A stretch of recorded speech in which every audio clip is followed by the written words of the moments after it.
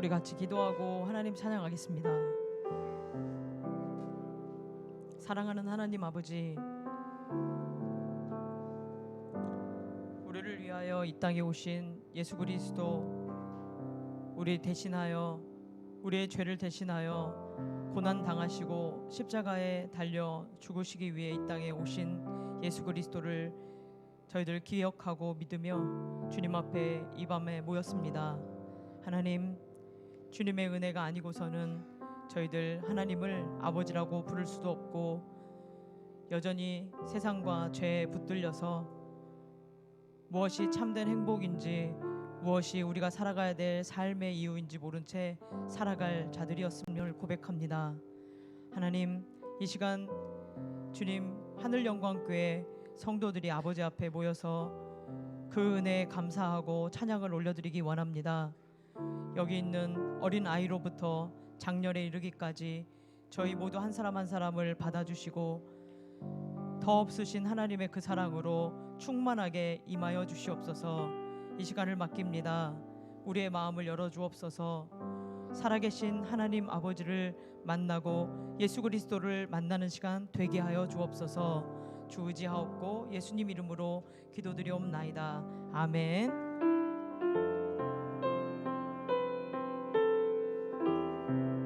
우리 같이 찬양하겠습니다.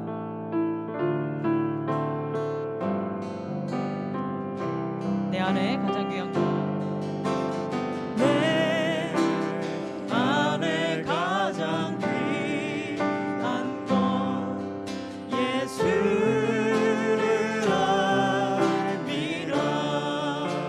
그 문보다도 은보다 더 귀한 것 예수를 알미라. 다시 한번 고백할까요? 내 안에 가장 귀한 것, 내 안에 가장 귀한 것 예수를 알미라. 그 은보다 더 귀한 것 예수를 알미라.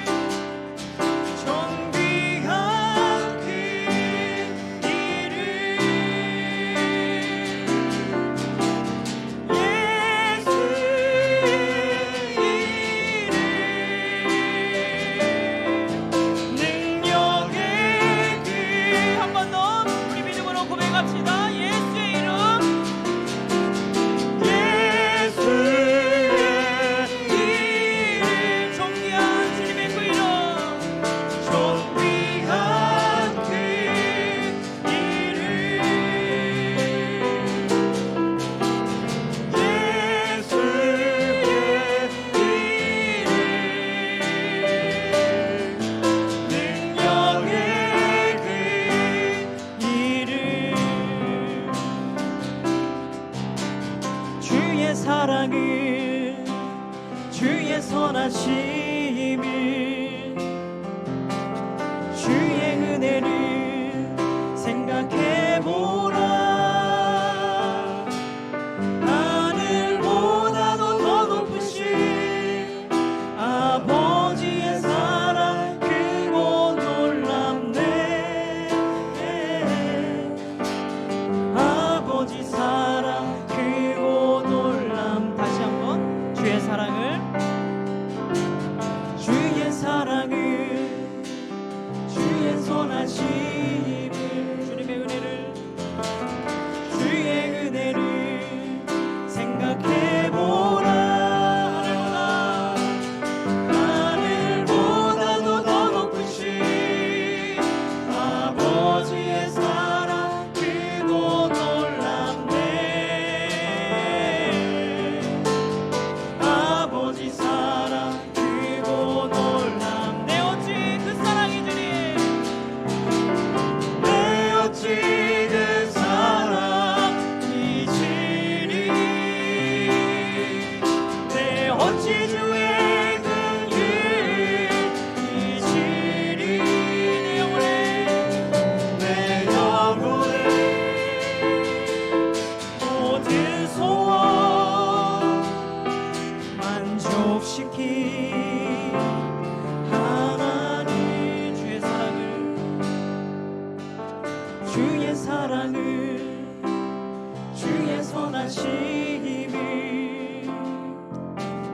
주의 은혜를 생각해보라.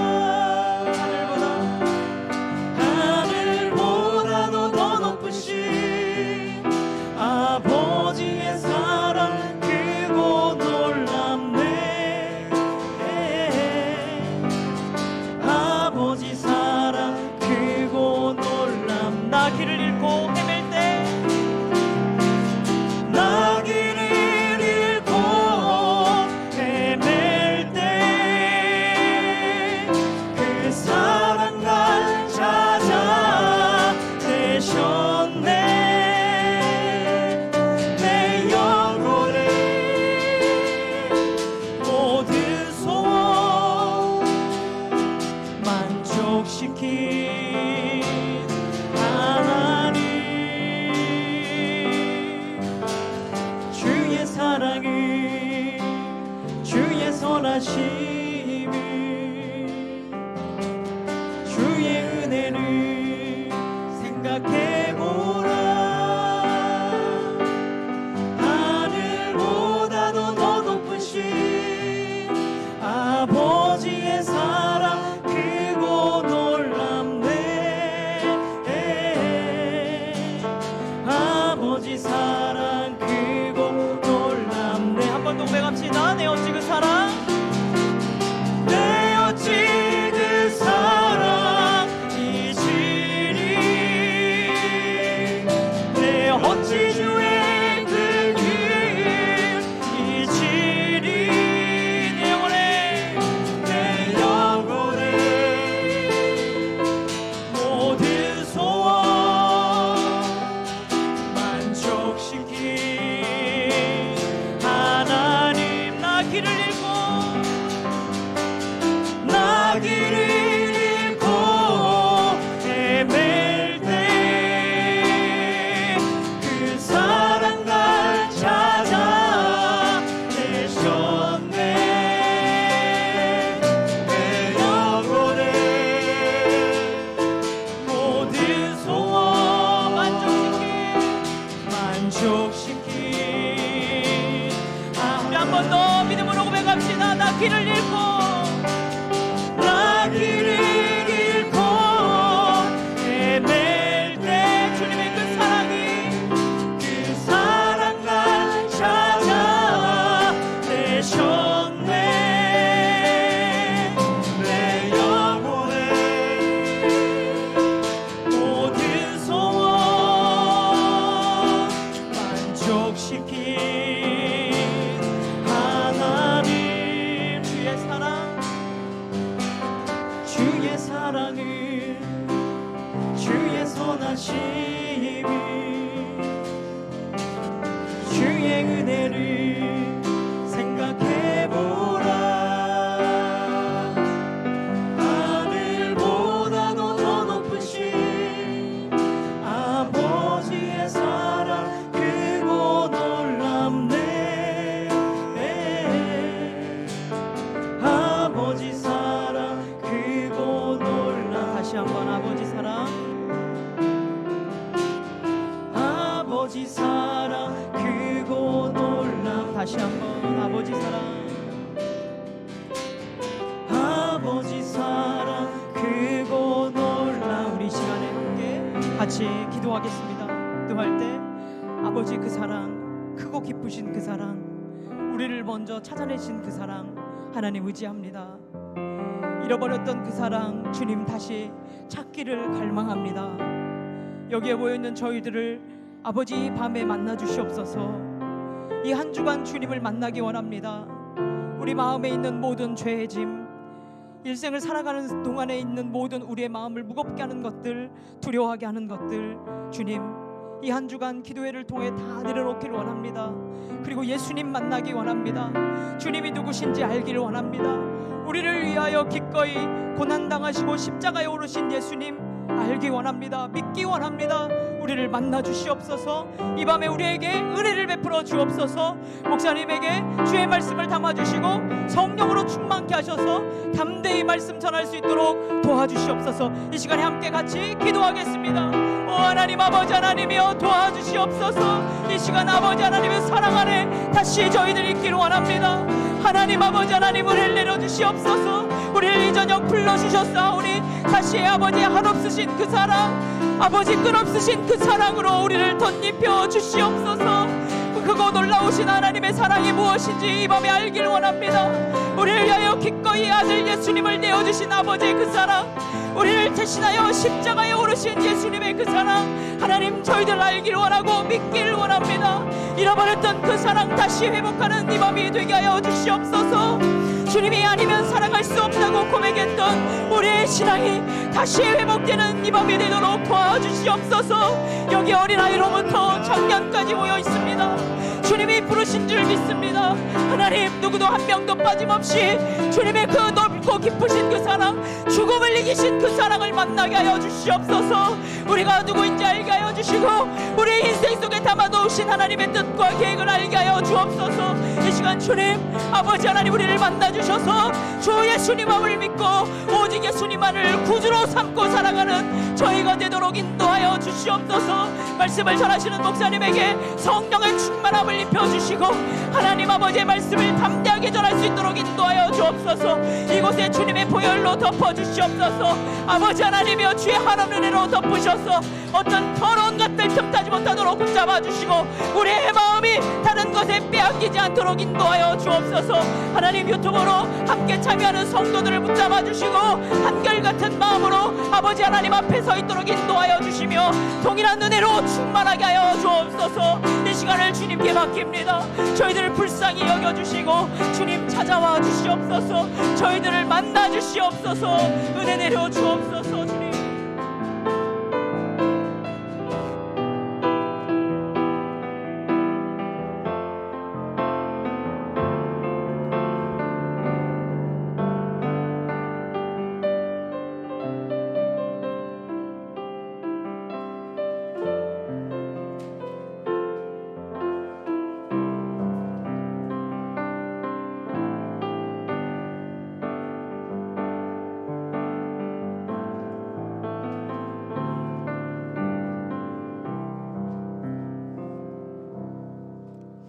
사랑의 하나님 아버지, 우리가 고난주간을 맞이하여 주님의 그 십자가 사랑을 다시 한번 깊이 묵상하고자 이 저녁에 모였습니다. 하나님, 그 십자가 사랑을 우리가 다시 한번 경험케 해주시고 깨닫게 해주시고 알게 해주셔서 우리의 삶이 주님의 영광이 되는 삶, 주의 나라와 주의 기쁨이 되는 복된 삶을 살아가는 데 부족함이 없는 주의 자녀들 되도록 인도하여 주시옵소서. 한 사람도 그냥 왔다가 돌아가는 발걸음 되지 않도록 도와주시고 주님의 그 사랑과 만남이 있는 귀하고 복된 시간 되도록 주께서 역사하여 주시옵소서. 사랑 많으신 예수님의 이름으로 기도합니다. 아멘. 우리 함께 나눌 말씀 마태복음 21장 12절에서 17절 말씀입니다.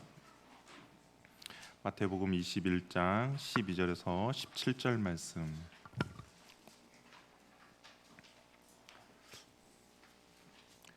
우리 함께 한 목소리로 한 절씩 서로 교독하도록 하겠습니다. 12절 말씀 제가 먼저 읽겠습니다. 예수께서 성전에 들어가사 성전 안에서 매매하는 모든 사람들을 내쫓으시며 돈 바꾸는 사람들의 상과 비둘기 파는 사람들의 의자를 둘러 엎으시고 기록된 바 내 집은 기도하는 집이라 일컬음을 받았으리나 하였거늘 너희는 강도의 소굴을 만드노다 하신다. 맹인과 전원자들이 성전에서 예수께 나옴에 고쳐주시니 대제사장들과 서기관들이 예수께 오시는 이상한 일과 또 성전에서 소리질러 호산나 다윗의 자손이여 하는 어린이들을 보고 노하여 예수께서 말하되 그들이 하는 말을 듣느냐. 예수께서 이르시되 그렇다. 어린아기와 젖먹이의 입에서 나오는 찬미를 온전하게 하셨나이다 함을 너희가 읽어본 적이 없느냐 하시고 그들을 떠나 성 밖으로 베다니에 가서 거기서 유하시니라. 아멘. 우리 옆에 분과 한번 인사 나누겠습니다. 끝까지 완주합시다. 예, 끝까지 잘 완주하시기 바랍니다. 우리 유년부에서 청소년과의 선물이 있어요. 큰 선물입니다. 예, 기대하셔도 되는 큰 선물이 있으니까 끝까지 잘 완주해 주시고, 우리 어른들은 소정의 선물이에요. 어른들 소정의 선물이니까 그래도 끝까지 잘 완주하시길 바랍니다. 그리스도인이 화를 내는 거 과연 어떻게 생각하십니까? 별로 안 좋죠. 그리스도인이 화를 내는 거에 대해서 부정적인 시각이 많습니다. 왜냐하면 그리스도인은 약간 이제 온유하고 겸손한 부분이 드러나야 하는데 막 버럭 화를 내면 이 신앙이 좀 그리스도인답지 못하다라는 이야기를 많이 듣게 됩니다. 어느 한 부부가 있었어요. 어느 한 부부가 있었는데 부부 생활을 하다가 이제 많이 다투었습니다. 신혼 초에 치열하게 정말 싸웠던 것이죠. 어느 순간 이 아내가 담담해지는 거예요. 참는 모습도 보여주고 남편의 밖으로 버럭하는 모습에도 전혀 대응하지 않게 됩니다. 그러다 보니까 싸움이 자연스럽게 수그러드는 거죠. 그래서 하루는 남편이 물어봤어요. 아니 당신은 갑자기 왜 이렇게 그런 버럭도 하지 않고 내가 뭐라고 해도 거의 맞대응하지 않는가라고 물어봤습니다. 어떻게 그렇게 하고 있어라고 물어보니까 아내가 이렇게 말했어요. 나는 당신과 싸우면 항상 화장실 청소를 하면서 분노를 풀어요라고 이야기했습니다. 그랬더니 남편이 궁금하죠. 화장실 뭔가 이게 청소를 하면서 득도를 했나 보다 생각했어요. 그래서 더 물어봤죠. 아니 화장실 청소가 어떻게 도움을 주는데라고 물어봤더니 그 아내가 이렇게 말했습니다. 나는 당신과 싸우면 당신 칫솔로 세면대와 변기를 닦아요라고 이야기했다라는 거예요. 제 아내도 가끔가다 화장실 청소하는데 제가 이제 조심해야 될 것 같습니다. 아마 제가 이제 남자분들은 화장실을 전담으로 청소를 해야 될 것 같아요. 그리스도인이 화를 내는 건 정말 보기 안 좋습니다. 그런데 화를 내면서 이게 좀 정당화시키는 것이 있어요. 바로 오늘 본문입니다. 예수님도 화내셨는데 우리도 화내는 거 당연한 거 아닌가라고 이야기를 합니다. 그런데 예수님의 분노와 우리의 분노는 다르죠. 예수님의 분노는 죄 없는 분의 분노이지만 우리의 분노는 죄인의 분노입니다. 이게 본질적으로 이게 출발점이 다릅니다. 그리고 오늘 본문은 화를 내도 된다라고 성경에서 감싸주는 본문이 아니라 성전의 본질이 무엇인가, 과연 하나님의 그 성전의 역할이 무엇인지에 대해서 우리들에게 말씀해 주고 있는 것이죠. 어제 이제 우리가 잠깐 말씀을 살펴보았던 것처럼 예수님께서 이제 예루살렘으로 입성하셨습니다. 정말 많은 사람들의 환호와 그리고 그런 이제 칭송을 받고 예루살렘 입성했는데요. 근데 예루살렘으로 입성하고 나서 예수님이 제일 먼저 갔던 곳이 어디냐? 바로 성전입니다. 예루살렘 지금 현재 있던 성전은 어떤 성전이냐면 이스라엘 백성들이 포로로 끌려갔다가 다시 복귀했습니다. 그러다 보니까 이제 수르바벨이 성전을 지었던 것이죠. 그런데 이제 그 성전, 솔로몬의 그 성전을 생각하면서 성전을 지었는데, 이제 헤롯이 이스라엘 사람들의 마음을 좀 얻고자 이제 거기를 새로 그냥 개축한 상황이 바로 지금 본문에 나오는 성전입니다. 그런데 이 성전이 얼마나 크게 지었냐면 돌 하나의 길이가 10m가 넘었다라고요. 그러니까 당시에 뭐 건축 기술이 그렇게 뛰어나지도 않았음에도 불구하고 10m가 넘는 그런 큰 돌이 있었고, 그리고 약 2만 명의 제사장들과 레인들이 24시간에 돌아가면서 이제 희생 제사를 치르는 그런 곳이었습니다. 그래서 당시 이거 기록에 보면 세계에 많은 건축물도 있었잖아요. 그런데 건축물이 너무나 웅장하고 너무나도 멋져서 꼭 죽기 전에 한번 봐야 할 건축물에 그 손꼽히는 곳이 바로 이 헤롯 선전이었습니다. 그래서 헤롯 선전은 어떻게 생겼냐면 이제 지성소를 중심으로 대제사장들, 지성소를 중심 제사장들, 남자의 뜰, 여자의 뜰, 이방인의 뜰로 그렇게 나뉘어져 있었습니다. 근데 오늘 이제 사건이 벌어지는 것은 어디에서 일어났냐면 그냥 가장 끝에 이방인의 뜰에서 오늘의 이제 사건이 시작이 되는 것이죠. 유대인들, 이스라엘 백성들 1년에 3번 예루살렘으로 올라와야 했습니다. 왜냐하면 신명기 16장 16절을 보면 이렇게 되어 있는데요. 너희 가운데 모든 남자는 1년에 3번 곧 무교절과 칠칠절과 초막절에 내 하나님 여호와께서 택하신 곳에서 여호와를 배웁되 빈손으로 여호와를 배웁지 말고라고 되어 있습니다. 그러니까 이스라엘 백성들의 큰 절기가 3번 있었는데 그 3번의 절기는 꼭 예루살렘으로 와서 여호와를 배우라고 이야기했고요.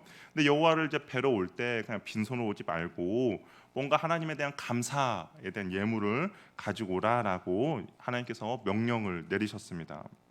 그러니까 빈손이 아니라 재물을 가지고 와야 되기 때문에 여러 가지 이제 복잡한 일들이 벌어지기 시작하는 거예요. 왜냐하면 집에서 어떤 가축을 가지고 와야 되는 상황도 있었고, 또한 성전세를 내야 하기 때문에 그런 성전의 돈도 이제 가지고 와야 되는 그런 상황들이 벌어졌습니다. 근데 이것이 그냥 쉽지가 않은 거죠. 쉽지가 않으니까 어떻게 했냐, 예루살렘 근처에 그냥 그런 것들을 환전해 줄 수 있는 환전소라든지 동물들 파는 이제 매매상들이 자리 잡게 되었습니다.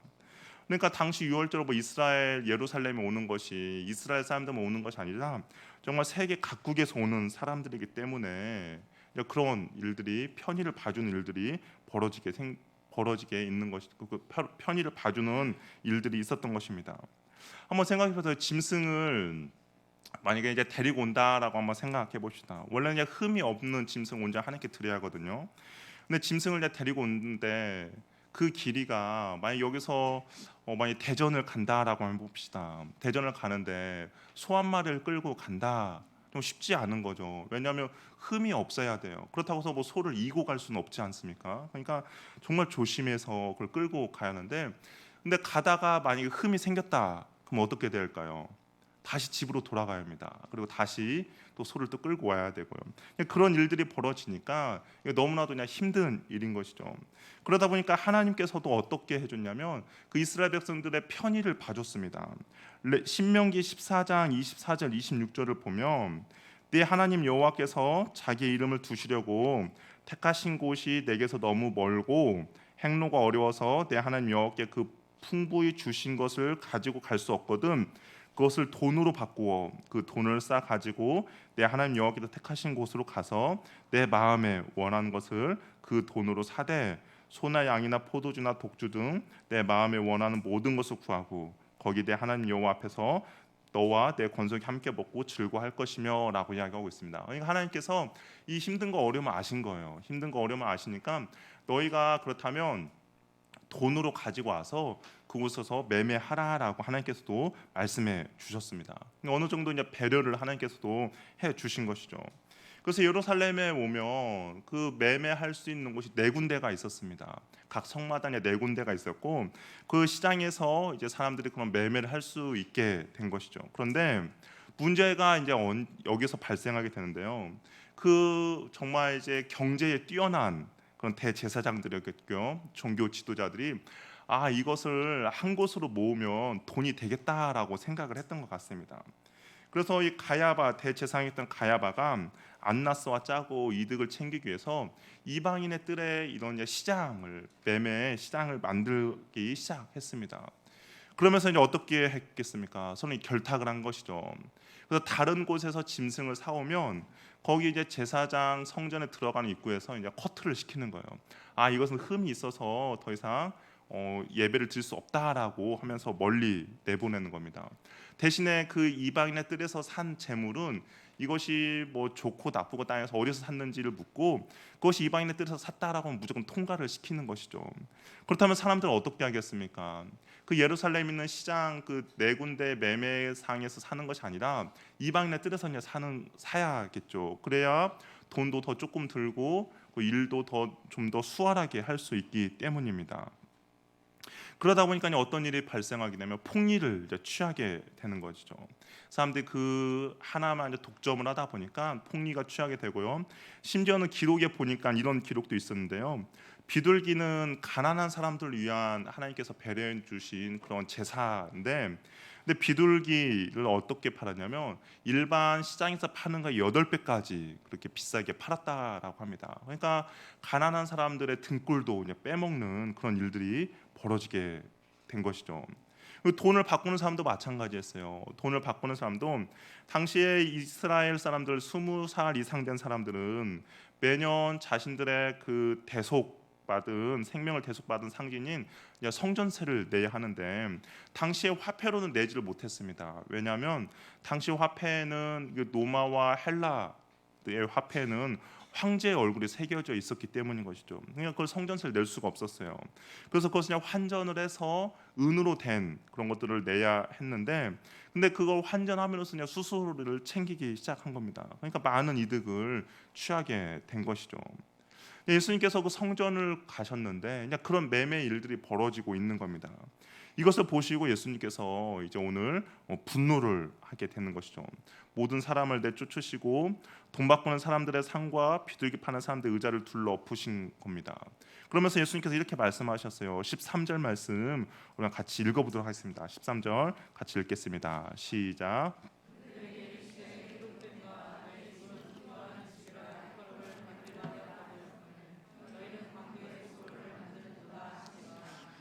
예수님께서 이제 어떻게 했냐면 이사야 56장 7절 말씀하고 예레미야 7장 11절 말씀을 인용합니다. 그래서 내 집은 기도하는 집이고 근데 너희는 강도의 소굴을 만들었다라고 이야기를 하고 있는 겁니다. 그러니까 하나님께서 이거 성전에 원하시는 하나님의 그 바람이 있었는데 하나님의 성전에서는 그런 기도 하나님께 원해줬는데, 근데 지금의 성전은 그 원래 목적 벗어나서 강도의 소굴이 되었다라고 이야기를 하고 있는 것이죠. 정말 기도의 소리가 가득해야 될 그런 성전에서 흥정의 소리와 짐승의 소리가 이제 가득 채워졌고요. 정말 하나님을 아버지로 만나고 사귐의 자리를 통해서 하나님과의 교제가 이루어져야 할 성전에서 하나님을 이용해서 자신의 배를 채우는 탐욕과 탐심의 자리로 변화된 것이 바로 이 성전이 되어 버린 것입니다. 그렇다면 왜 성전이 이렇게 변했을까? 왜 하나님께서는 분명히 기도하는 집이고 하나님과 교제가 있고 온전히 하나님 앞에 사함을 받는 그런 성전인데 왜 성전이 이렇게 변해버렸을까? 그 첫 출발은 어떻게 보면 하나님께서 이스라엘 백성들에게 편리를 제공해 주신 그 편의주의에서 출발했다라고 볼 수가 있는 것이죠. 예루살렘에서 물건을 살 수 있도록 하나님께서 배려를 해 주셨습니다. 왜냐하면 이스라엘 백성들이 하나님께 오고 가는 그 발걸음을 좀 더 편안하게 해주기 위한 하나님의 배려였던 것이죠. 근데 그것이 시간이 지나면서 이제 어떻게 됐습니까? 변질되기 시작했습니다. 그러면서 결국에는 정말 성전의 그 본질을 잃어버리는 그런 결과를 가져오게 된 것이죠. 사람은 어떻습니까? 점점 편해지고 싶은 것이 사람의 마음입니다. 뛰다 보면 걷고 싶고 걷다 보면 앉고 싶고 앉고 싶으면 앉다 보면 어떻습니까? 눕고 싶은 것이 사람의 마음인 것이죠. 그래서 잠언 6장 9절에도 이렇게 되어 있어요. 게으른 자여, 네가 어느 때까지 누워 있겠느냐? 네가 어느 때에 잠이 깨어 일어나겠느냐? 좀 더 자자, 좀 더 졸자, 손을 모으고 좀 더 누워 있자 한다라고 되어 있습니다. 이게 사람의 이제 마음, 게으름을 쫓아가는 사람의 마음이라는 것이죠. 근데 이러한 것들이 지금 우리의 삶 가운데서도, 정말 우리의 신앙 영적인 삶 가운데서도 나도 모르게 스며들고 있다라는 겁니다. 은혜를 받는 것은 좋아하는데 어떻게 하냐? 좀 더 편하게 은혜를 받고 싶어하는 마음이 우리들 마음 가운데, 우리들 신앙 가운데 들어온다라는 것이죠. 특별히 이제 코로나 시대를 지나면서 더욱 더 그런 것 같습니다. 코로나 때 어쩔 수 없이 우리가 온라인 예배를 드렸어요. 온라인 예배를 드렸고 어쩔 수 없이 이제 영상으로 예배를 드리게 되었습니다. 어쩔 수 없는 상황이었어요. 그런데 다 해보셨잖아요. 너무 편한 거죠. 그렇죠? 너무 편합니다. 평상시 교회 오기 전에는 어떻습니까? 2시간 정도 준비를 해야 했어요. 아니 좀 더 꾸민다 그러면 한 3시간의 시간이 필요했을 수도 있었습니다. 최소한 2시간 정도부터 부지런히 움직여야, 그리고 그래야 겨우 예배 시간에 맞출 수 있었습니다. 그런데 온라인으로 예배를 드리니까 어떻습니까? 나에게 1분만 있어도 예배 준비가 되는 것이죠. 그러다 보니 편리함이 신앙이 들어왔습니다. 편리함이 신앙이 들어왔는데, 그런데 그냥 무엇이 빠지게 되었냐면 마음이 없어지고 정성이 빠지게 되어 버렸습니다. 아까 예배의 시작을 과연 우리가 어디로 놓을까? 여러분에 있어서 예배의 시작은 언제입니까? 교회 들어왔을 때, 예배당에 들어왔을 때가 예배의 시작입니까? 아닐 거예요. 예배의 시작은 우리가 아까 제가 잠깐 말한 대로 정말 내가 교회 가야겠구나라고 마음 먹은 그부터 예배의 시작이라고 생각이 듭니다. 왜냐하면 이스라엘 백성들이 아까 잠깐 이야기했던 것처럼 하나님께 제사를 드리기 위해서 어떤 가축 중에서 하나님께 이제 제사를 드린 제물을 선택을 합니다. 그러니까 내가 만약에 오늘 내가 하나님께 제사를 드리러 가야겠구나라고 생각을 해서 집에 있는 가축을 살펴봐야겠죠. 어떤 정말 흠이 없는 것이 무엇이 있는지 그걸 고르는 것부터 예배의 시작이라고 할 수가 있습니다. 그리고 그 가축을 데리고 정말 조심스럽게 가는 거죠. 흠이 생기지 않고 정말 온전히 하나님께 예배를 드릴 수 있도록 그 가는 길도 예배인 거죠. 그리고 그 제물을 온전히 하나님 앞에 드리는 것 또한 예배라고 할 수가 있습니다. 그러니까 우리의 예배의 시작은 정말 내가 주일을 준비해야겠구나라고 마음먹은 그 순간부터 예배의 시작이라고 할 수가 있는데, 그런데 편리함이 그 예배의 시작을 단축시킨 거죠. 단지 1분, 2분으로 우리의 예배의 시작을 그렇게 만들어 버린 겁니다. 그러다 보니까 어떻게 됐냐? 예배에 대한 나의 태도와 나의 마음이 없어져 버린 것이죠. 그러다 보니까 예배 드리는 것이 아니라 예배를 보게 됩니다. 옷도 대충 입고, 그리고 화면 앞에 앉아서 이것저것 하는 것이죠. 화면 안에서는 계속적으로 목사님의 설교와 예배가 진행이 되고 있지만 나는 물도 한번 마시러 가고 카톡도 하고, 예배 안에서는 여전히 예배가 진행되고 있지만 나의 마음은 예배에 상관없이 이리저리 분주하게 움직이는 것이죠. 그런 상황 가운데 과연 어떤 은혜가 있겠습니까? 내용은 빠지고 형식만 남게 되는 것이죠. 그래도 우리 마음 가운데 위안이 되는 거예요. 그래도 오늘 예배는 드렸다라고 위안을 삼게 됩니다. 당시 이스라엘 백성들의 안에서 이루어지는 성전에서 드려진 예배 모습과 비슷한 것이죠. 그냥 아무 재물이나 마음 없이 그냥 그곳에서 편리함을 가지고 그냥 가는 거예요. 그리고 나서 그곳에서 그냥 돈을 주고 재물을 사고, 그리고 그냥 하나님께서 1년에 3번 오라고 했으니까 그냥 횟수를 채우려고 그렇게 예배를 드리기 시작한 것입니다. 편의성이 강조되다 보니까 어떻게 됐느냐? 내용과 정성이 빠지게 되어 버렸다라는 것이죠. 또한 성전이 이렇게 지금의 강도의 소굴로 변하게 된 이유는 무엇이냐면 탐심과 탐욕이 그 마음 가운데 가득했기 때문입니다. 수수료를 챙기다 보니까, 그리고 그 동물의 매매를 독점하다 보니까 수익에 관심이 생기기 시작한 것이죠. 그러다 보니까 돈을 사랑하게 된 겁니다. 그 사람의 형편은 전혀 고려되지 않아요. 그 사람이 가지고 있는 돈에만 관심을 갖게 됩니다. 그러면서 어떻게 돼요? 강도의 소굴로 만들어 버렸다라는 것이죠. 바울은 디모데전서 6장 5절에 이렇게 말하고 있습니다. 마음이 부패하여지고 진리를 잃어버려 경건을 이익의 방도로 생각하는 자들의 다툼이 일어나느니라라고 이야기하고 있습니다. 이게 마음이 부패해지면 그 경건을 가지고 이익의 방도로 생각한다라는 거죠. 이 마음이 부패하면 하나님을 나의 이익을, 나의 탐심과 나의 탐욕을 채우는 도구로 사용한다라는 겁니다. 하나님을 예배해야 될 대상인데 그 예배의 대상이 아니라 나의 욕심을 채우는 그런 수단으로 하나님을 사용한다라는 것이죠. 그러면서 이제 강도의 수굴이 되어 버리는 것이죠. 우리가 어제 잠깐 베드로 전서의 말씀을 나눴던 것처럼 더러운 이득을 얻고자 하는 그런 마음이 생길 때 바로 강도의 소굴이 되어 버린다라는 겁니다. 우리가 하나님을 예배하고 하나님을 경배하는 것이 온전히 하나님을 바라보고 하는 것인데 어느 순간 예배하는 것이 하나님과의 거래가 되는 것이죠. 내가 오늘 예배 한번 참석했으니까 하나님 나에게 복을 주셔야 합니다라고 거래가 되는 것이죠. 내가 하나님을 위해서 봉사하니까 하나님 나에게 반드시 복을 주셔야 합니다라고 합니다. 내가 하나님께 헌금하니까 하나님 나에게 물질의 축복을 주셔야 합니다라고 하나님께 그렇게 서로 거래를 하게 되는 겁니다. 물질의 복, 건강의 복, 출세의 복을 받기 위해서 우리가 예배를 드리기 시작한다라는 것입니다. 바로 경건의 이익을 수단으로 삼는 장사하는 집, 강도의 소굴로 만드는 그런 결과라는 것이죠. 하나님의 나의 유익을 위해 이용하고 도구로 삼는 것은 진정한 하나님을 섬기는 것이 아닙니다. 탐심과 탐욕과 정욕에 의해서 우리는 움직여서는 안 된다라는 것이죠. 과연 여러분에 있어서 하나님은 어떤 분입니까? 예배의 대상이십니까?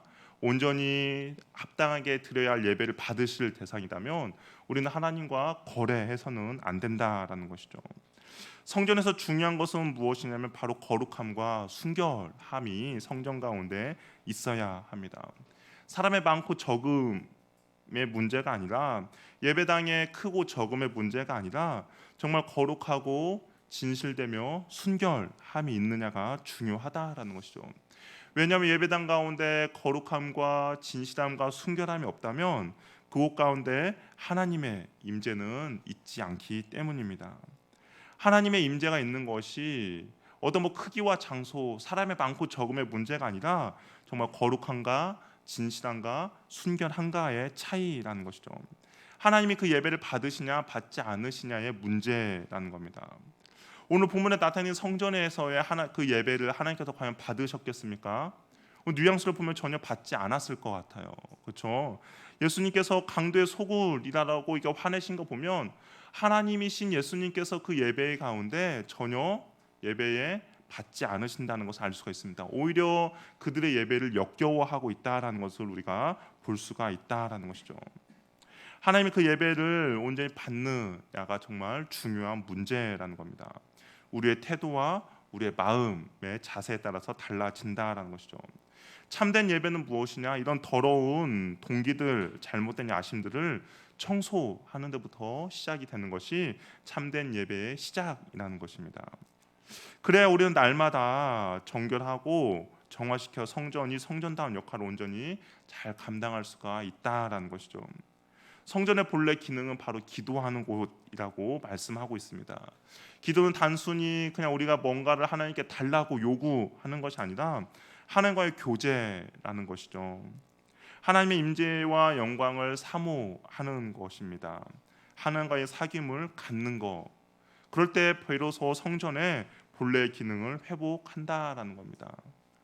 우리가 하나님께 많은 기도를 올려드립니다. 그런데 우리의 기도도 가만히 보면 어떤 분들은 하나님께 올려드리는 기도와 정말 하나님을 믿지 않는 이방 종교를 가진 사람들의 기도와 별 차이가 없는 사람들도 있다라는 거죠.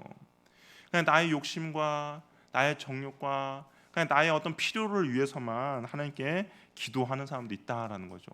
근데 이방 종교의 사람들의 기도도 가만히 들어보면 정말 그렇게 기도하는 사람들이 많다라는 겁니다. 우리는 우리의 기도와 방향과 우리의 목적은 분명히 달라져야 한다라는 겁니다. 성전의 기능이 하나님과 교제와 하나님의 임재를 사모하는 곳이라면 우리의 기도의 방향과 목적도 분명히 달라져야 한다라는 것이죠. 바울은 우리가 하나님의 성전이다라고 말을 했습니다. 그래서 고린도전서 3장 16절 17절 말씀 우리가 같이 한번 찾아서 한번 읽어보도록 하겠습니다. 고린도전서 3장 16절 17절 말씀입니다.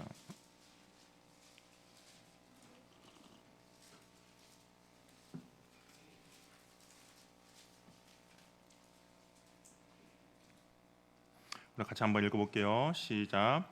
너희는 너희가 하나님의 성전인 것과 하나님의 성령이 너 안에 계신 것을 알지 못하느냐. 누구든지 하나님의 성전을 더럽히며 하나님이 그 사람을 멸하시리라. 하나님의 성전은 거룩하니 너희도 그러하니라. 아멘. 바로 저와 여러분 한 사람 한 사람이 성전이다라고 말씀하고 있습니다. 그렇기 때문에 저와 여러분 한 사람 한 사람은 주님 앞에 거룩함과 순결함으로 나가야 한다라는 것이죠. 하나님께 예배는 드렸지만 형식적인 예배만 드리고 하나님을 경외하고 공경한다라고 입술로는 말하지만 그 마음으로는 전혀 하나님을 공경하지도 않고 경외하지도 않는다면 오늘 본문에 나타나는 성전의 모습과 우리의 모습이 별반 다를 바가 없다라는 것이죠. 아니 오늘의 본문의 모습, 그 성전의 모습이 우리의 모습이 될 수도 있다라는 겁니다. 하나님을 예배하고 하나님께 기도해야 할 성전의 본연의 목적은 사라지고 탐심과 탐욕과 그리고 육체의 정욕만 남아 있는 성전이라면 예수님 보실 때 동일한 반응을 우리들에게 하실 수 있다라는 겁니다. 우리가 이제 고난 주간을 맞이해서 하나님의 성전인 우리를 바라보신 예수님의 마음이 어떠할까를 한번 생각해 봤으면 좋겠습니다. 과연 예수님이 기대하는 예배와 예수님이 기대하는 성전의 모습을 온전히 갖추고 있는가, 아니면 그냥 형식만 남아 있고 탐심과 탐욕과 정욕에 의해서 움직여지고 있는가? 만약에 우리의 마음 가운데 예수님이 보셨다면 과연 예수님의 반응은 어떠하실까? 우리가 한번 생각해 보는 시간을 가졌으면 좋겠습니다. 여러분의 마음 가운데 예수님이 만약에 오셨다, 오늘 본문처럼 예수님이 성전을 방문하셨다, 그러면 과연 우리의 모습을 보고 예수님께서 어떤 반응을 보이시겠습니까? 내가 너의 예배를 기뻐한다라고 이야기를 하시겠습니까? 아니면 너 성전은 기도하는 집인데 왜 강도의 소굴로 만들었냐라고 혹시 책망하시겠습니까? 우리의 삶이 우리의 성전이 하나님이 정말 기뻐하는 그런 성전이 되기를 바랍니다. 특별히 고난 주간을 맞이해서 우리가 한번 우리의 시선으로 나의 신앙을 평가하는 것이 아니라 하나님의 시각으로 우리의 성전을 한번 평가해봤으면 좋겠어요. 이스라엘 백성들도 당시에 예수님이 성전을 찾아가기 전에는 이들도 전혀 잘못했다라고 인식을 하지 못했습니다. 평상시 이루어지는 일이었던 것이죠. 그냥 매 절기 때마다 이루어지는, 그냥 누구도 거기에 대해서 이의를 제기하지 않는 그런 상황이었습니다. 이것이 당연하다라고 생각했고 이것이 옳다라고 생각했고 이것이 하나님이 기뻐하다라고 이들은 스스로 생각하고 있었던 것이죠. 그런데 예수님이 그 성전에 들어가니까 아니다라는 거예요. 나는 옳다라고 생각했는데, 나는 이것이 정말 하나님이 받으시는 예배라고 생각했는데 예수님이 바라보니까 아니다라는 것이죠. 그것은 성전의 본연의 목적이 아니라 오히려 장사하는 소굴과 강도의 소굴로 만들어버렸다라고 예수님께서 말씀하고 있다라는 겁니다. 그렇다면 저와 여러분의 성전을 보시고 예수님께서는 과연 무엇이라고 말씀하시겠습니까? 예수님이 방문하기 전에는 아무 이상이 없던 성전, 한번 우리가 예수님의 시각으로 우리의 자신들을 한번 바라봤으면 좋겠습니다. 예수님이 방문했을 때 과연 어떤 일이 벌어질 것인가? 온전히 하나님을 예배하고 찬양하며 기도하는 하나님의 그 성전의 역할을 온전히 잘 감당한 은혜가 있기를 바랍니다. 나의 시각은 분명히 옳다라고 생각할 수도 있겠지만 예수님의 시각은 그렇지 않다라고 말씀하실 수도 있다라는 거죠. 그래서 우리가 이 시간 기도하며 나갈 때 좀 그런 기도를 했으면 좋겠어요. 하나님, 나의 시각으로 나의 성전을 판단하고 바라보는 것이 아니라 정말 하나님의 시각으로 내 성전을 객관적으로 바라볼 수 있는 은혜를 좀 있게 해달라고 한번 우리가 기도했으면 좋겠습니다. 그래서 정말 내가 주님 앞에 거룩하고 정결하게 정말 성전의 본연의 목적을 잘 이루며 가야 하는데, 혹시 나는 그것을 바라보지 못하는 어떤 영역들이 있다면 주님께서 나에게 찾아와 주시고 나에게 방문해 주셔서 내가 온전히 성전의 역할을 잘 감당할 수 있도록 내 마음을 정화시켜 주시고 정결케 해달라고 우리 하나님께 기도하는 시간들을 가졌으면 좋겠습니다. 시편 32편에 이렇게 기록되어 있어요. 허물의 사함을 받고 자신의 죄가 가려진 자는 복이 있다. 마음에 간사함이 없고 여호와께 정죄를 당하는 자는 복이 있다라고 이야기를 하고 있습니다. 우리가 그냥 고난 주간의 시작입니다. 예수님의 십자가를 계속적으로 묵상하며 나아갈 것입니다. 그 예수님의 십자가가 우리들 마음 가운데 온전히 세워졌으면 좋겠습니다. 그래서 내 안에 정말 버려야 될 것이 무엇인가, 내 안에 회복되어야 될 것이 무엇인가, 내 안에 거룩하고 정결케 해야 될 것이 무엇인지를 온전히 볼 수 있는 은혜가 있기를 바랍니다. 이 시간이 주님과 점점 가까이 가는 그런 시간들이 되길 바라요. 우리가 주님과 점점 가까이 갈 때 내가 얼마나 부족하고 얼마나 연약한 인간인가를 우리는 깨닫게 되는 것이죠. 거룩하신 주님 앞에 점점 갈 때 내 안에 묻어있는 오물과 그런 티들을 우리는 온전히 발견할 수 있다라는 겁니다.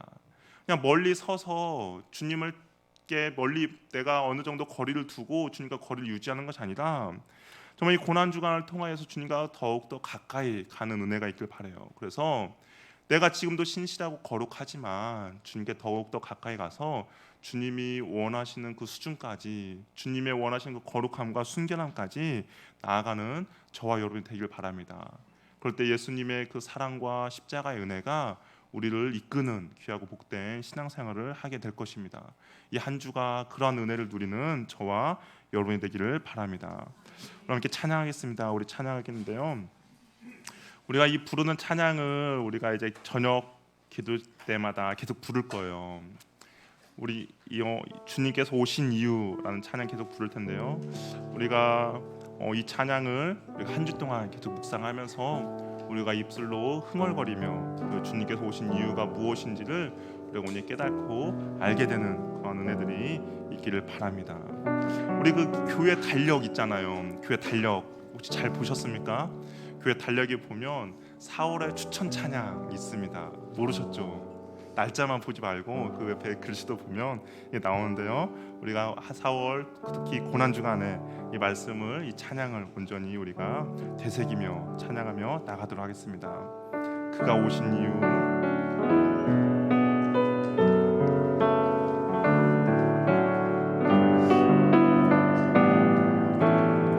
이 세상 가장 아름다운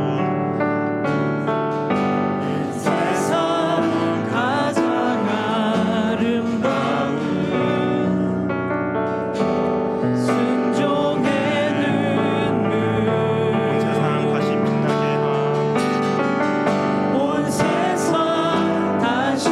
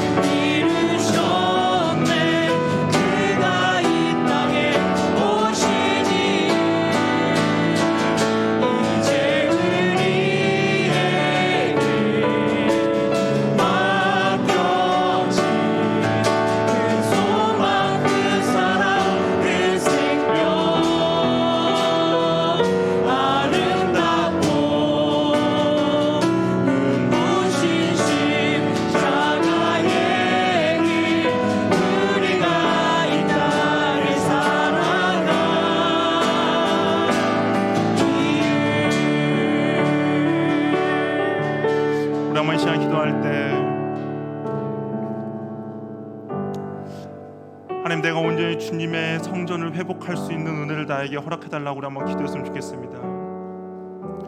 주님께서 우리를 각 사람이 성전이다라고 말씀하셨어요. 근데 여전히 성전 안에 나의 탐심과 나의 탐욕과 나의 정욕이 남아있고, 하나님을 통하여서 내가 유익을 얻고자 하는, 그런 이익을 얻고자 하는, 장사하고자 하는 마음이 내 안에 있습니다. 우리 시간 기도할 때, 하나님, 내가 오늘 정결함과 거룩함과 순결함으로 주 앞에 나아갈 수 있는 은혜를 허락하여 주시옵소서. 하나님, 성전의 본연의 목적을 회복할 수 있는 은혜를 허락하여 주시어서 내가 오늘 주님을 찬양하며 오늘 주님만을 예배하며 주님만을 경배할 수 있는 그러한 성전이 될 수 있도록 주여 도와주시옵소서.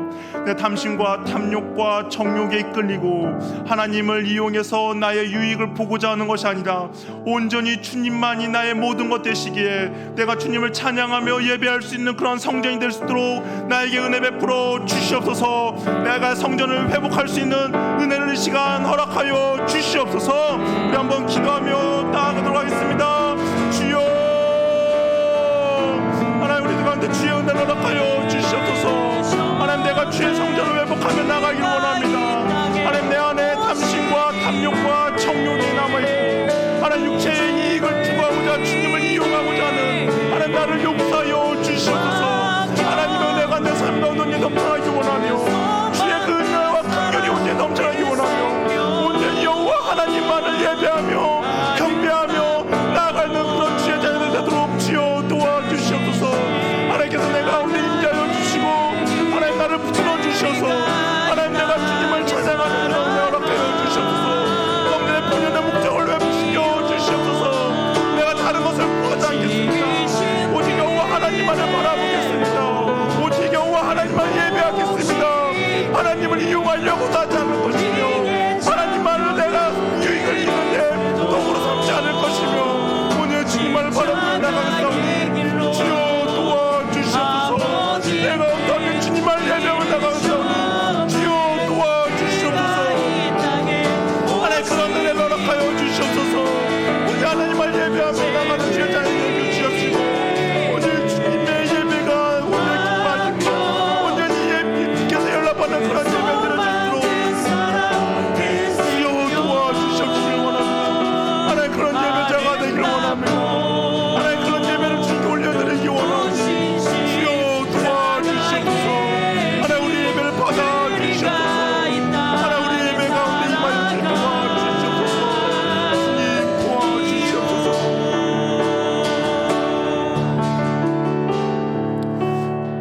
우리 시간 마지막 기도할 때 하나님, 나의 시각이 아니라 예수님의 시각으로 나에게 말씀해 달라고 한번 기도했으면 좋겠습니다. 주님이 지금 바라보는 나의 성전은 어떠한지, 지금 주님이 바라보는 나의 마음은 어떠한지, 혹시 시장과 같은 장사로 변하지 않았는가, 아니면 정말 강도의 소굴로 변하지 않았는가, 아니면 주님께서 온전히 거하시기에 올바른 성전인지 우리 한번 시간 기도할 때 하나님, 주님의 마음으로 내 자신을 바라볼 수 있는 은혜를 한번 허락하여 주시옵소서.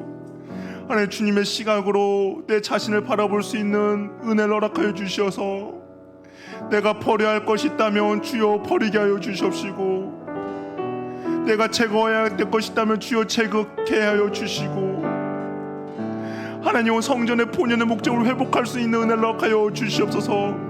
나는 할 수 없사오니 주님께서 오셔서 나의 마음을 정화시켜 주시고 정결시켜 주시옵소서. 주님이 오셔야만이 정결하고 깨끗해질 수 있사오니 주여 이 시간 나에게 찾아와 주셔서 내 마음을 거룩하게 하여 주시고 내 마음을 순결케 하여 주시옵시고 내 마음을 오늘 주님께 머무는데 합당한 마음이 될 수 있도록 주여 도와주시옵소서. 우리 주여 한번 외치며 기도하며 나가겠습니다. 주여, 하나님, 우리 가운데 찾아와 주시옵소서. 하나님, 우리들 가운데 말씀하여 주시옵소서. 내 마음에 버려야 할 것이 무엇이 있습니까? 내 마음에 정결해야 될 것이 무엇입니까? 내가 전들의 본연을 회복해 있어서 무엇이 있어야 되는지 주여 우리들에게 찾아와 주시옵소서.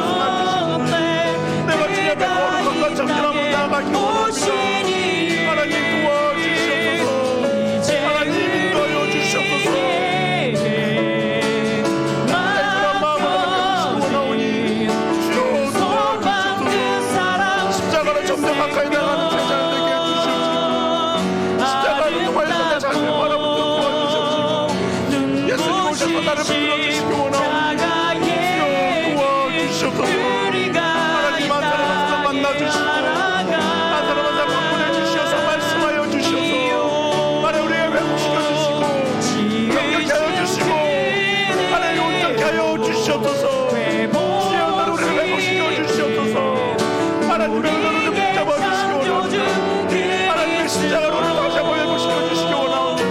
하나님 도와주시옵소서. 하나님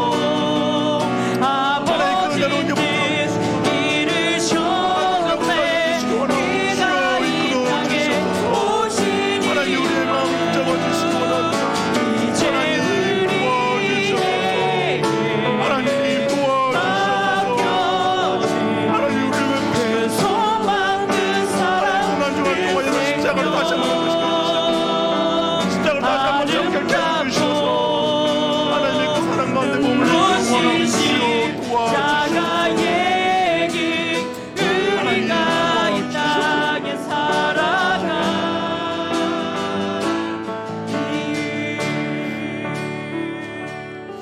이제 마지막으로 우리 한번 성령의 충만을 위해서 한번 기도합시다. 하나님 성령 충만케 하여 주시옵소서. 이 고난 주간 기간 동안 하나님 성령의 충만함으로 그 십자가의 사랑 온전히 깨닫게 하여 주시옵시고 아멘.